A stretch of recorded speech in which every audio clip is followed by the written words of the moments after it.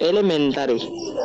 Para sa akin, ang masasayang memories na pinagdaanan bilang kabataan ay nasa elementary days. Noong elementary ako, nag-aaral ako sa Isla Elementary School.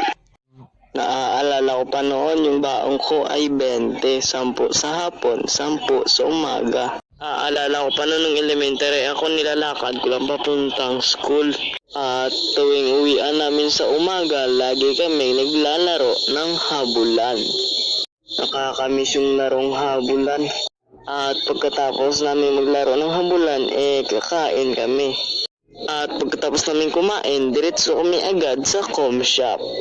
At ako naman tong hindi marunong mag-computer, nanonood lang ako sa mga kaklase ko kung anong ginagawa nila sa computer.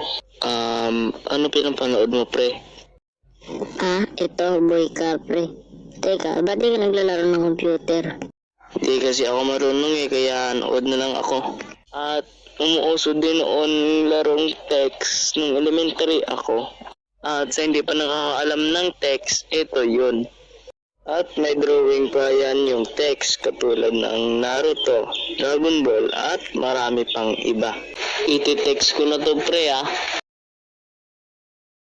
Uy, pre, pamato mo nasa tae. Hindi!